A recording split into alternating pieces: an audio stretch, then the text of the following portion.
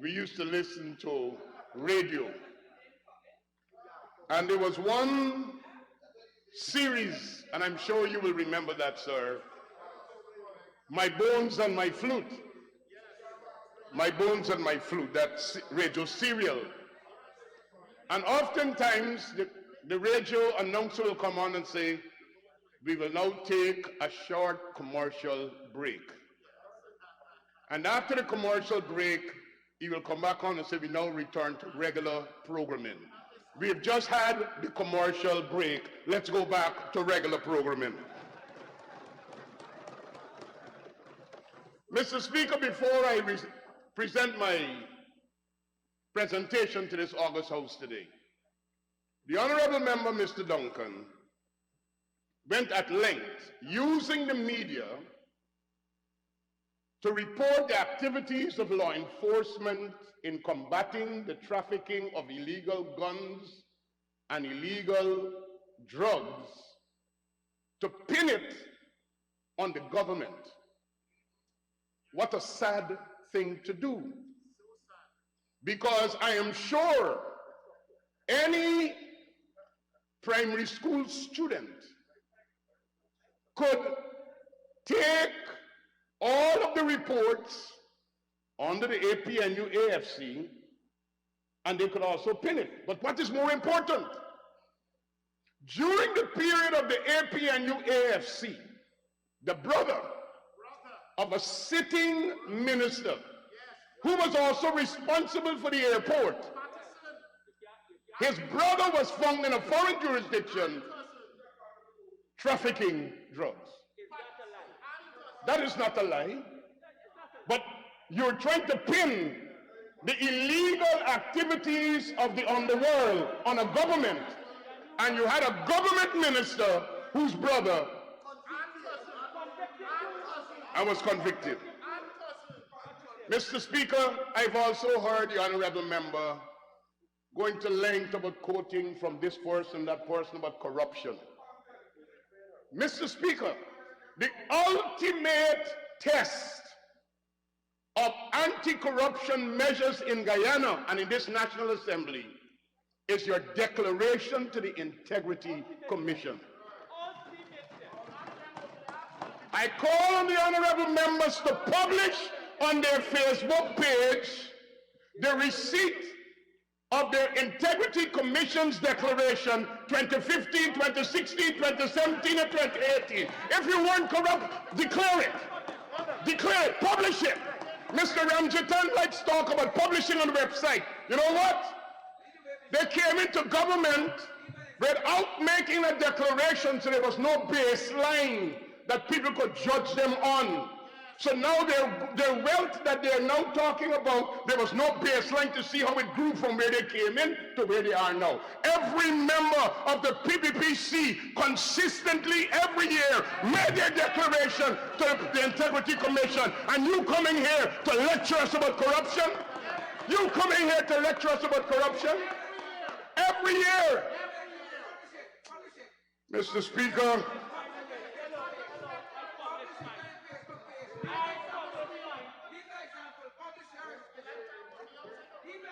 the Bible has admonished me as a student of theology, you don't answer fools. Mr. Speaker,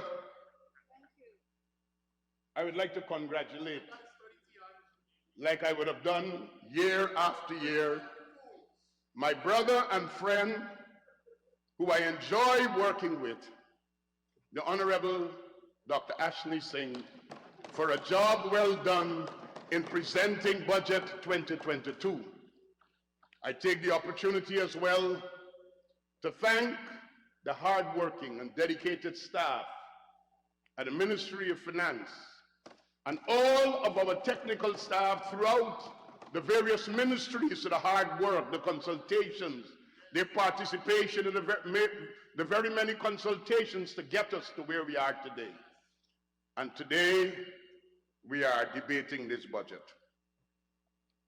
Mr. Speaker, a budget is not just about numbers. It has a context. A budget must be discussed in a particular context. And Dr. Ashley Singh, when he presented his budget, highlighted for us that context. And I'd like to remind the House. I read from the budget document. Over the 18 months that have elapsed since democracy prevailed, pessimism has been replaced with optimism. Lethargy has made way for energy. Superficiality has made way for substance. And pomp and pageantry have made way for humility and hard work. The policy void that existed then has been replaced with vision and clear direction. Institutional inertia has been replaced with dynamism, and empty rhetoric has been replaced with concrete actions. Today, investors who had walked away are returning, and projects that had stalled have resumed. Where there was once economic contraction, there is now economic expansion. And where there was once job losses, there is now job creation. These developments are clear for all to see, and they illustrate simply the indisputable relationship between democratic and economic outcomes. Mr. Speaker, Budget 2022 is altruistic, it's realistic, and it's futuristic. The plans, the projects, the programs, and the policies outlined is as a result of forward thinking. It is undergirded and supported by visionary planning. It could best be described as imaginative and strategic, and will be remembered as the budget that laid the foundation for the Guyana that is being built. A Guyana that is the brightest spot in this hemisphere and globally. And development that is coming to this Guyana, I dare say, is not for one of us, it's not for some of us, it's not even for the best of us. It is for all of us, one Guyana. Mr. Speaker, this budget that we are debating addresses the welfare of the working class. It speaks to bread and butter issues. It addresses the plight that the Honorable Mr. Duncan just spoke about this 6-year-old boy. I did read a story who was walking, begging, and the policeman who met him and bought him food. But, Mr. Speaker, that boy is in that plight because his parents, over the 5-year period that the APNU AFC were in office, they were unable to take care of themselves. They were unable to take care of their children. They were unable to get a job.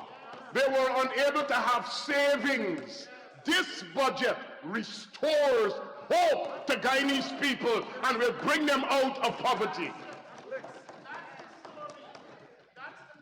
Mr. Speaker, when we speak about the cash grant for children, the school feeding program, we speak about increasing pensions and providing public assistance, when we speak about programs to empower women, and when we think about taking care of the vulnerable groups in our society, this budget addresses all of that. But Mr. Speaker, you would know as a very experienced man in the field of economics as well, you cannot develop a country if you're not growing the middle class. This budget with the measures that have been put in place, is designed to grow the middle class. You know what evidence of the middle class growing? The Guyana Revenue Authority has just announced that the PAD series has been exhausted in 6 months, and they're about to go into PAC. In 6 months. You know what that means? The dreams of our young people. Public servants are no longer in poverty with bicycles. They're buying their own cars. They're owning their own homes. This budget speaks about ensuring the viability of young people and their families, benefits for their mortgage, ensuring medical and insurance. Mr. Speaker, we have to grow the middle class. We have to reduce the bottom and grow the middle. We have to eliminate poverty. And the measures and the policies and the programs that are in this budget help to do that. I heard someone, I guess it's because of lack of understanding, said in these debates, you can't eat roads. But listen to this, Mr. Duncan, you should listen to this and put it in the ring. Roads make people eat. And I will explain to you how people eat when we put in roads just now. You can't eat roads, but without roads you can't eat. So I'll come to that just now. Thirdly, Mr. Speaker, this budget lays the foundation and provides the framework for the modernization, transformation, and sustainable prosperity of Guyana. The projects, the infrastructural development, it's not just for the now. When we talk about the gas to shore and the gas to energy project, this is not just a now thing, this is about sustainable prosperity. When we reduce the cost of electricity, more investors will come to Guyana. Mr. Speaker, I've spoken about this, but I'll say it again. In Guyana, we have IC, drink, soft drink. We have Buster, and we got Trill. Trill, I think, comes from Trinidad. Buster comes from Suriname, and we produce IC here. Trill and Buster sells cheaper in Guyana than IC. I guess Mr. Duncan and his group. I just don't want to be unfair to the other local manufacturer, Soka. Speaker, there's also Soka. Mr. Speaker, the group of journeymen who are myopic in their outlook, they will never understand that Guyana must be able to compete. You could imagine, we have wood in Guyana, wood, and we are buying furniture overseas. I know that is why, Mr. Speaker, the cost to produce the value added here.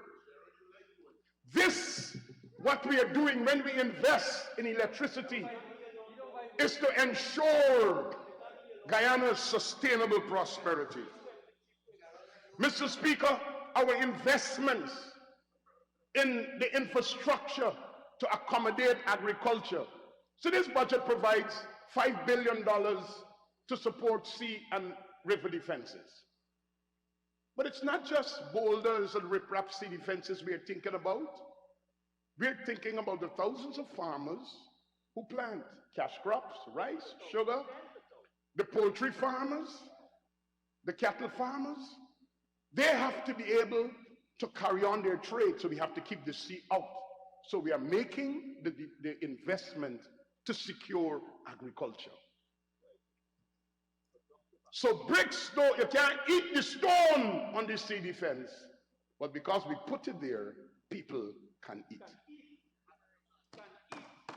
Mr. Speaker, we all know, because we travel in the Caribbean, tourism is one of the sectors that creates employment in large scale. We have to put in place the infrastructure to support tourism. It means the tourists, when they come here, they have to be able to get to land safely at the airstrips in the interior, go to the eco lodges, get back out. We have to be able to put in place the infrastructure to ensure that the tourist who's coming here to rent a car, to drive and see the country, there's proper road safety and there are proper roads to encourage that. So the investment in infrastructure supports tourism.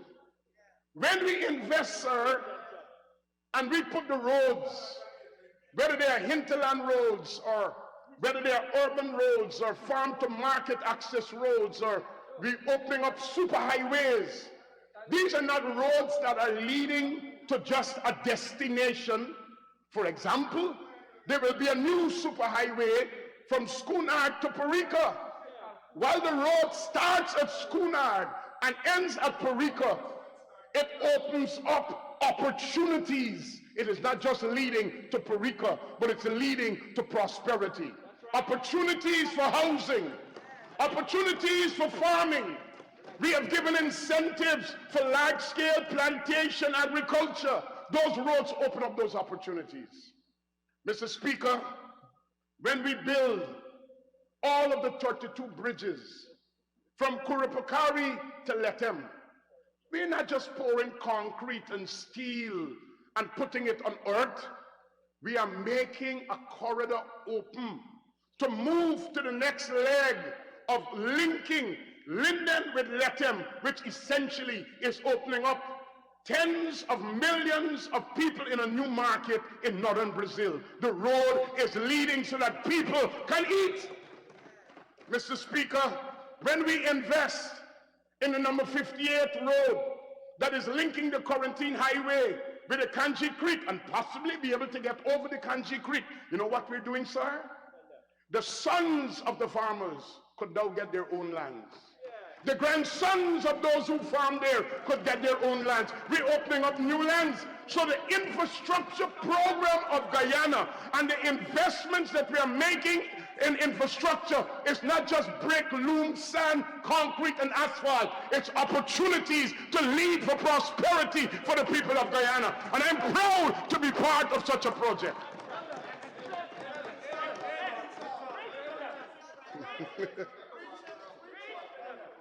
Mr. Speaker,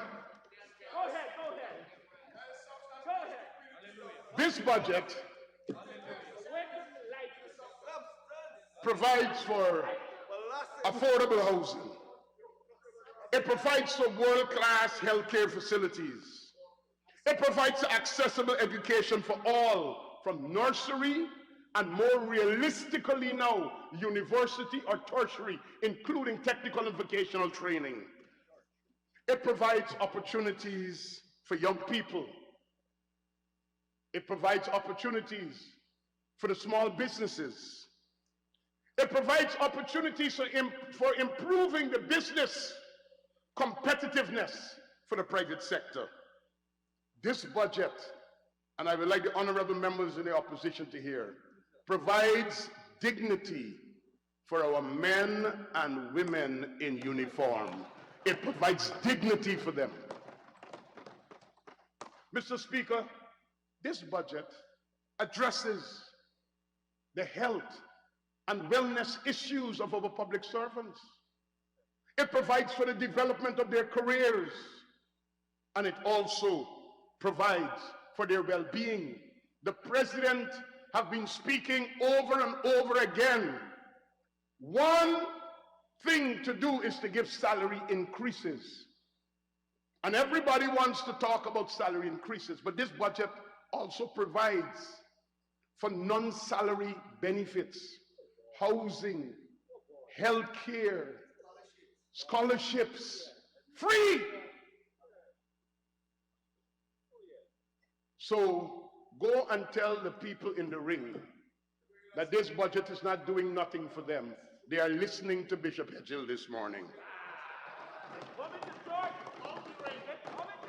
Mr. Speaker, this budget provides for the economic advancement of Amerindians.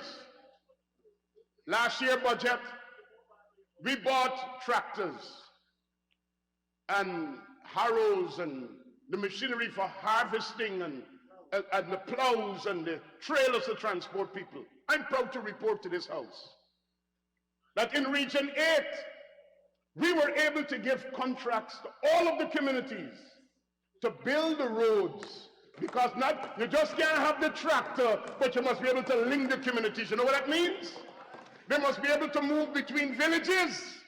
And Mr. Speaker, we didn't only confine them to Region 8, we are building the road from Region 9 to Region 8 so they could get out to Lethem, and once they get out to Lethem, they could get to any other part of this country. That's what we are doing with our infrastructure, Mr. Speaker. Mr. Speaker, the PPPC is not afraid of big things. We're not afraid of doing mega projects. You know, there are different kinds of phobias. There is acrophobia, people who are afraid of heights. There's aerophobia, people who are afraid of flying. But then there's another phobia, megalophobia. People are afraid of big things. This aptly describes that section of the House that I'm looking at. They are afraid of doing big things. So, Mr. Speaker, every time something big is discussed, they get scared.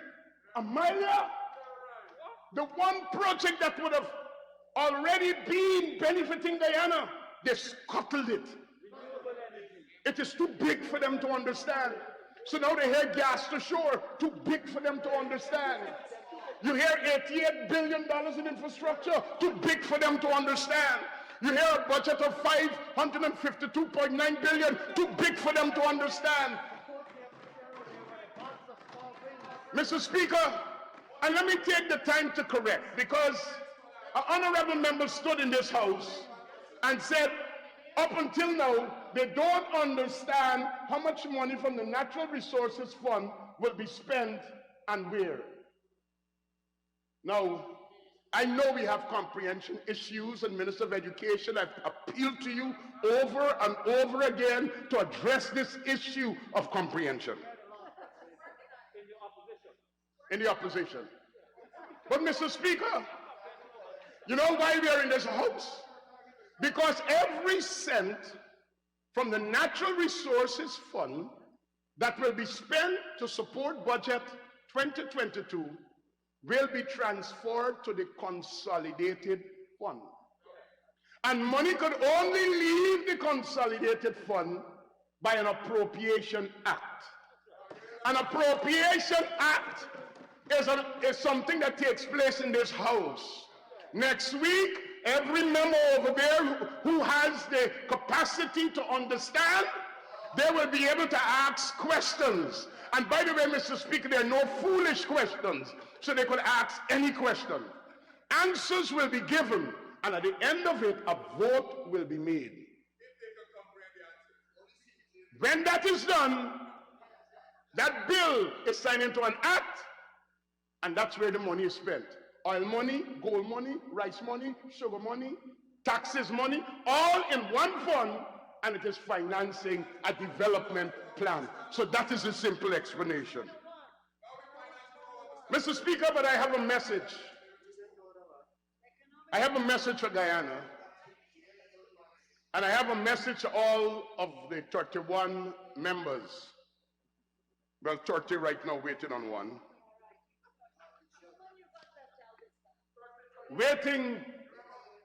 I have a message. They like to quote from the Bible. So I will help them with a scripture.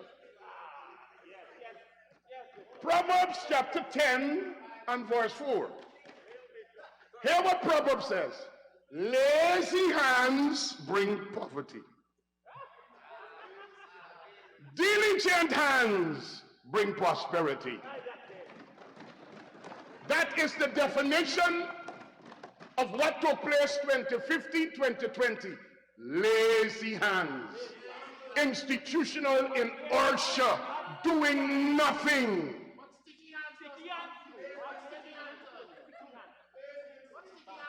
Hear what verse 5 says. A wise man harvests in summer. Mr. Speaker, summer is that favorable season. You make use of the opportunity. You seize the moment. Make hay while the sun shines. And since many of them are biblically oriented, it is what is called the kairos moment or a prophetic moment. A wise man sows in summer. But listen to this. Minister Singh, thank you. Because he who sleeps in summer is a disgrace. You expect the Irfan Ali-led administration to be sleeping in this summer season? The answer is a big no. President Ali and his team, Guyana, will not sleep in this summer moment. We will work with diligent hands to implement, to ensure that prosperity come to the people of Guyana.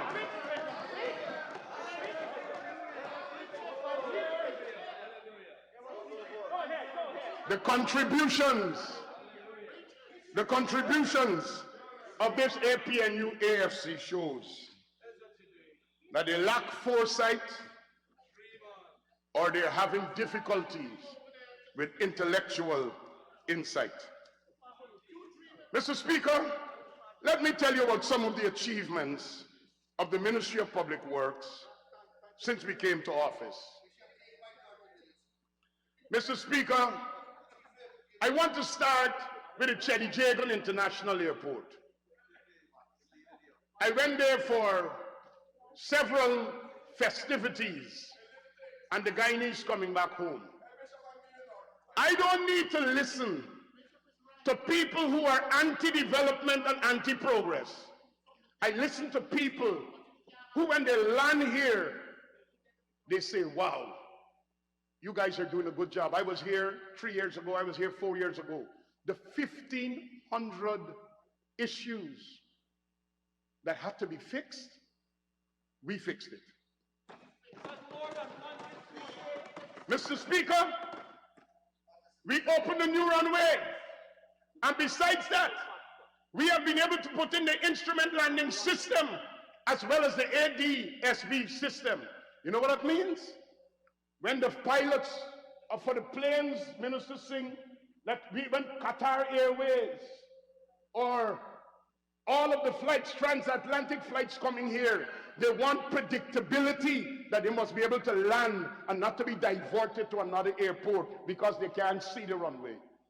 We have been able to address those issues. We have been able to work with the Chinese contractor with all of the difficulties and the problems of a project that was plagued by mismanagement under the APNU AFC. And we're now getting them to put in what was always required, additional air bridges, the facade. We're getting them to put in the curtain wall. Mr. Speaker, Mr. Duncan spoke about one pothole that a contractor that we give to paint the road paint. One pothole. But I would like to report to this National Assembly, in 2021, through the Special Projects Unit of the Ministry, we have rehabilitated and maintained 517 kilometers of road in Georgetown, in Tamiri, on Berbice. 517 kilometers. So if you want judges on one pothole, let the other drivers tell you what we have fixed, and they have seen the visibility of what was done. Mr. Speaker, we have done in excess of 300 kilometers of community roads. We have had to respond to emergencies. The bridge that collapsed at Hawk Street, the Eastern Highway leading to Congress Place. We fixed it. We were trying to get it fixed before Congress. We wanted to do that, but we couldn't get it done in time because they weren't sure if they were having or not having. We fixed the bridge in New Amsterdam at Glasgow. We fixed the bridge at Dennis Street. All emergency works. And we went on to fix a number of community bridges. We've installed more than 700 street lights covering a 30 kilometers area in terms of infrastructural development. We have provided for walkways, pedestrian walkways at Port Drawing, at Anna Regina, at Tushin, at Albert Street, and Vicingen Road. We have done the construction of all-weather roads at Molson Creek to El Dorado. Yes, Mr. Speaker. Yes, Mr. Minister. You need an extension to continue. Mr. Speaker, I'd like to ask that the honourable member have as much time as he'd like, but I'm confined to ask you for 5 minutes to conclude his excellent presentation. Thank you, Honourable Minister Tashira. Honourable member, you may continue to your conclusion in 5 minutes. Thank you, sir. We have fixed those farm-to-market access roads, and the road from Sand Hills to Tamiri is no longer a dream, Honorable Member Mr. Ramjatan. You will join me in one of those new pickups that we are taking off the VAT and excise tax off so we could be able to get to those roads and we will enjoy it. The alignment from Parika to Goshen. And I heard somebody out in Makawara asking if the road reaching Makawara will reach in Goshen. You got past Makawara to get to Goshen. So we're building the road, the alignment is being cut.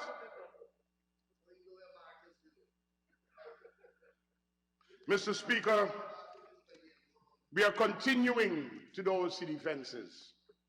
We have been able to get the MV Kanawaima back in service.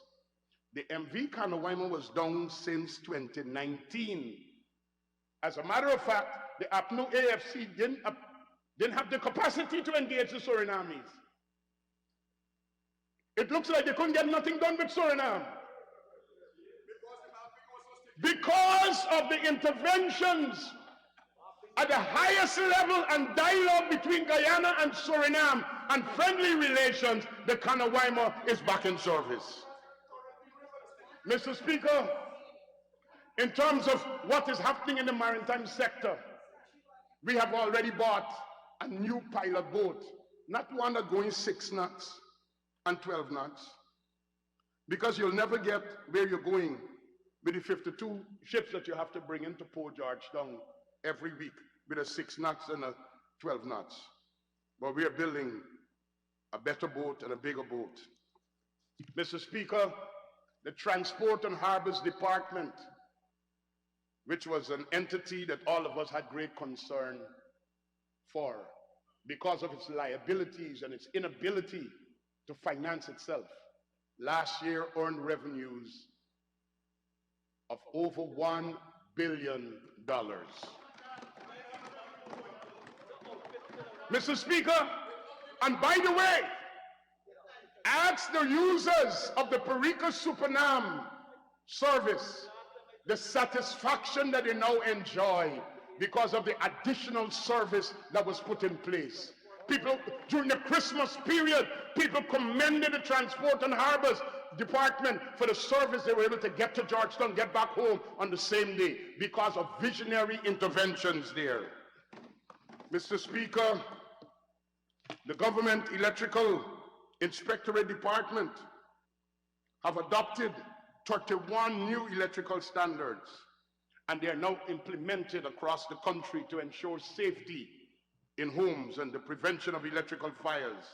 We now have a register of contractors, and everything there is digitized, computerized. Mr. Speaker, in terms of our report card, the International Civil Aviation Organization ranked Guyana as #1 on the Safety Oversight Index in the area of operations. This is a testament of the country's robust safety oversight capabilities when compared to all 35 states in South America, Latin America, Caribbean, and North America. Guyana was ranked #1. Additionally, Guyana has ranked #2 on the Safety Oversight Index in the area of air navigation services in all 35 states. So including America, Canada, and the whole South American side, we're #1 where safety is concerned, and we're #2 in terms of our air navigational services. Mr. Speaker, we are not boasting that we have done well and we have done everything perfect. We are basically saying we have repaired the damage, and this budget is laying the platform for us to take it to the next level. The Demerara Harbor Bridge, we've been able to make the necessary interventions. And Mr. Speaker, isn't it strange that for the whole period that we are in, we didn't have one sea defense breach? You know why? Because we are maintaining and inspecting. Isn't it strange, Mr. Speaker, that the bridge didn't collapse and people had to wait for days to pass? Because we are maintaining and fixing. Mr. Speaker, the $88+ billion made available to us this year in Budget 2022 will be used prudently, and I use this opportunity to call upon all stakeholders, contractors, engineers, consultants, as well as the beneficiaries, the people of Guyana, for us to work together to ensure that every project that is being implemented in your community is done correctly. Mr. Speaker, I know my time is gone, but let me just close and say, when the story of Guyana's economic transformation and modernization is recorded in the annals of history, Budget 2022 will be annotated as the critical point in that journey. I thank you very much, Mr. Speaker.